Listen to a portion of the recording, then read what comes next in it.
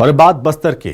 बस्तर जहां कभी गिरता भूजल स्तर और सूखे खेत अभिशाप की तरफ था, और अब वही जल संरक्षण से उम्मीदें यहां पर जन्म ले रही हैं। प्रशासन ने संकट को अवसर में बदला है।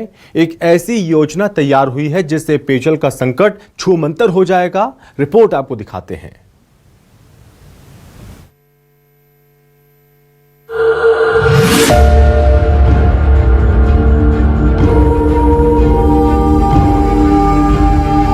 प्रकृति का पिटारा बस्तर फिर सूरजमुखी की तरह खिल उठने को तैयार है।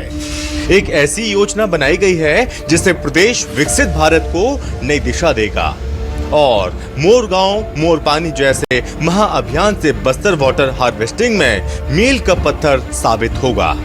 जी हां, बस्तर जिला अब केवल भूजल स्तर के गिरने पर चिंता जताने तक सीमित नहीं रहा, बल्कि उससे निपटने के लिए ठोस और टिकाऊ समाधान की दिशा में तेजी से आगे बढ़ रहा है। हर साल गर्मी के मौसम में जिले के पहाड़ी और दूरस्थ ग्रामीण इलाकों में पेयजल संकट गहराना आम बात थी। सूखे हैंडपंप, प्यासे गांव और सिंचाई के अभाव में सूखती फसलें बस्तर की पहचान बनती जा रही थीं। अत्यधिक जल दोहन और रेन वाटर संरक्षण के अभाव ने भूजल स्तर को लगातार नीचे धकेल दिया था। इसी संकट को अवसर में बदलने के उद्देश्य से जिला प्रशासन ने जल संरक्षण को सर्वोच्च प्राथमिकता देते हुए डबरी मॉडल को प्रभावी रूप से लागू करने का निर्णय लिया है। भूजल के लिए डबरी मॉडल, भूजल स्तर के लिए प्रशासन का ये डबरी मॉडल बस्तर के ग्रामीण क्षेत्रों में कुल 1200 डबरियों के निर्माण का लक्ष्य तय किया गया है। इस साल 436 डबरियों का निर्माण कराया जाएगा। 255 डबरियों को मिली प्रशासनिक स्वीकृति। कैसा होगा डबरी मॉडल?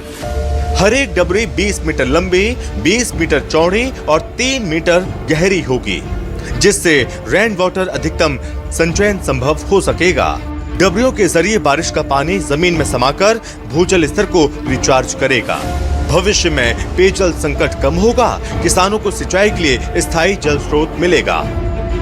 डबरी योजना का एक महत्वपूर्ण पहलू ये भी है कि डबरी निर्माण के दौरान स्थानीय ग्रामीणों को रोजगार उपलब्ध कराया जाएगा, जिससे जल संरक्षण के साथ साथ आजीविका को भी मजबूती मिलेगी। इस पहल को विकसित भारत और मोर गांव मोर पानी महाअभियान से जोड़कर जल आत्मनिर्भरता की दिशा में बस्तर को नई पहचान देने की तैयारी है। जगदलपुर से आशुतोष तिवारी के साथ टीम न्यूज़ 24 मध्य प्रदेश छत्तीसगढ़।